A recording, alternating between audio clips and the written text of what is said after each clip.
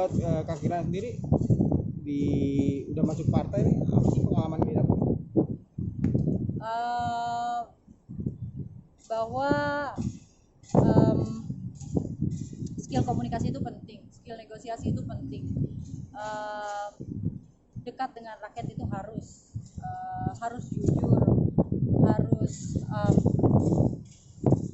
harus bisa membaca situasi, itu penting. Maaf, jadi lebih jaga image gak sih kalau ikut partai gitu? Aja, katanya buat traveling aku. Kayak aku tadi bilang itu, ya harus jujur aja. Menjadi politisi bukan harus punya judul baru atau topeng baru kan, gitu. Rakyat memilih kita juga karena merasa kenal kita, karena mereka tahu mereka kenal kita apa adanya, untuk jujur seperti apa kita apa adanya gitu. Kalau kita punya wajah baru malah nggak dapat kepercayaan dari masyarakat. Menurut saya sih seperti itu ya, seharusnya seperti itu. Pesan ke anak muda yang apatis sama politik gitu Kak, kan Kakak representasi nih anak muda juga yang turun politik gimana? Thank you pertanyaannya. Pesan aku sih simple, seapatis-apatisnya kalian itu tetap hidup di negara yang berbasis hukum, berlandaskan hukum. Di dunia ini ada yang namanya pemerintahan, di negara ini ada yang namanya pemerintahan. Pemerintahan itu bisa kita jalankan dengan politik gitu.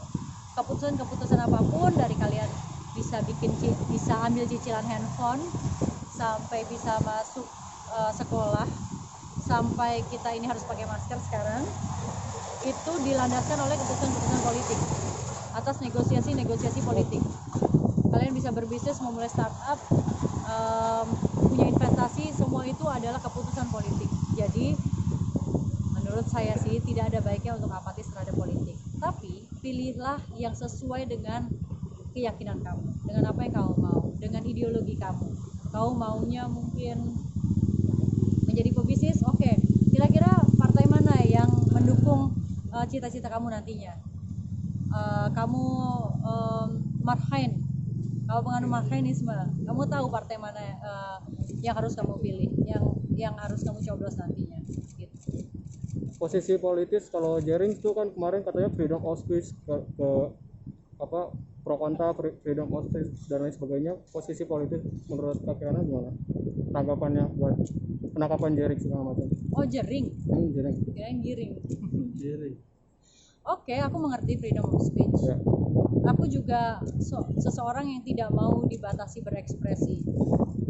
Tapi selain kepentingan satu orang yang punya freedom of speech, ada juga ratusan juta penduduk yang bisa terdampak dari viralnya perbuatan suatu orang gitu.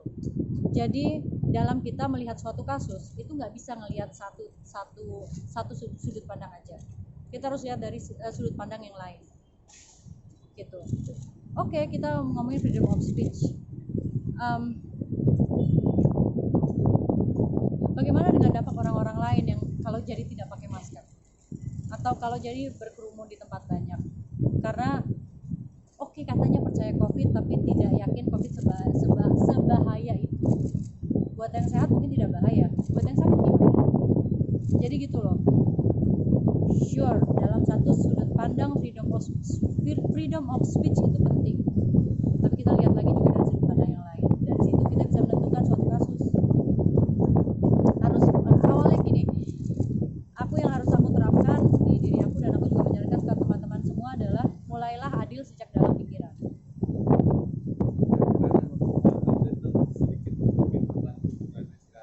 Gak ada, aku nggak punya jomblo sama anak aja.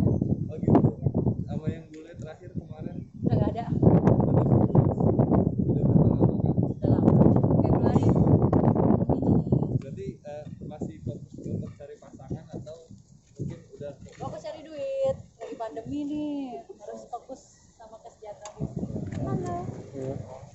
Thank you Kak. Terima kasih. Terima kasih sudah menonton video ini. Jangan lupa subscribe dan aktifkan lonceng notifikasi supaya kamu nggak ketinggalan video terbaru dari Grid.